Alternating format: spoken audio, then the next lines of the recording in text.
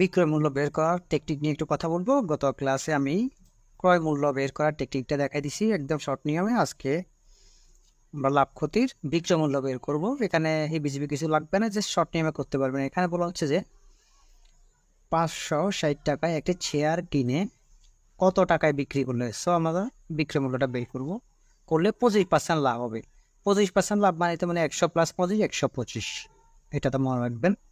তাহলে কত টাকায়? 560 টাকায়, 560 টাকায় হ্যাঁ কিনে কত টাকা বিক্রি 25% লাভ হবে। তাহলে আমাদের যখন বিক্রয় মূল্য বের করতে হবে মানে এটা তো 125 উপরে থাকবে আর পার্সেন্টের যে 100 ওটা নিচে থাকবে। আমাদের ক্রয় মূল্য বের করার সময় কিন্তু 100টা উপরে 125 নিচে হইতো, ঠিক আছে? এটা এখন আমরা বিক্রয় মূল্য বের করতেছি, এই জন্য 100 নিচে হবে। হ্যাঁ, তো আমরা জাস্ট কাটাকাটি করবো, এই শূন্য কাটবো। তো আমরা যদি 5 দিয়ে কাটি, 5 দুগুণে 10, 5 দিয়ে কাটলে 5 পঁচিশে 125।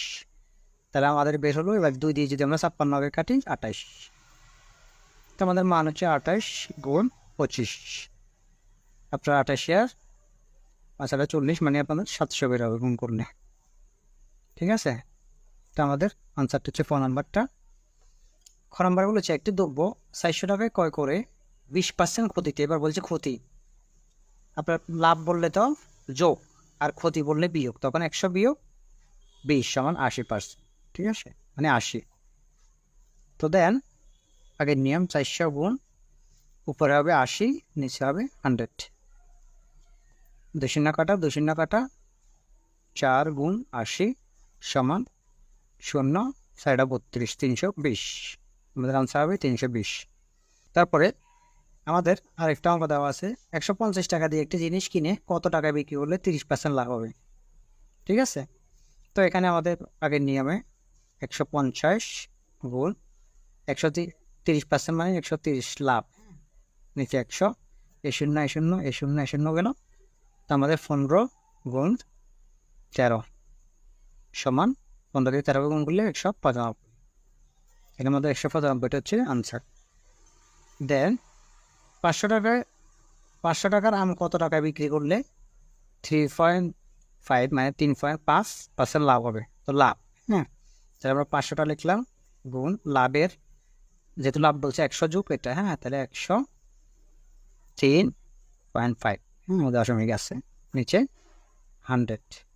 2 কেটে দিলাম, 2 কেটে দিলাম। তারপরে 5 গুণ 103.5।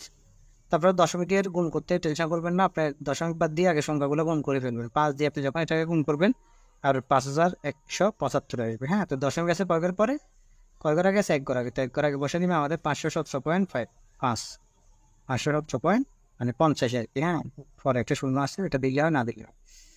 তারপর বলছে ক্রয় মূল্য 350 টাকা।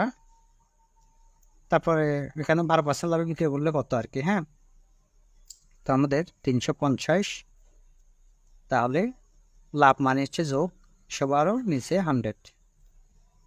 এ শূন্য কাটলাম।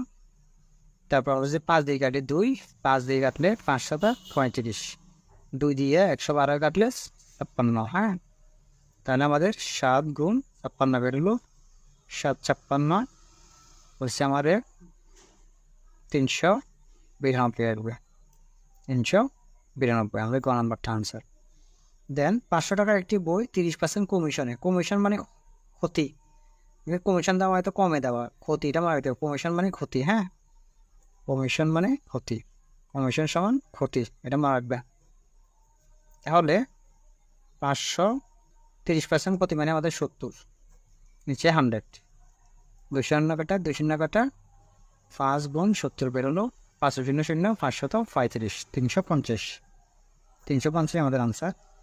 একটি জিনিস 126 টাকায় ক্রয় করে কত টাকায় বিক্রি করলে 10% লাভ হবে। তাহলে 126 গুণ লাভ, লাভ বলছে লাভ মানে যোগ 110, নিচে হচ্ছে 100। তো আমরা প্রথমে এই শূন্য কেটে দিই।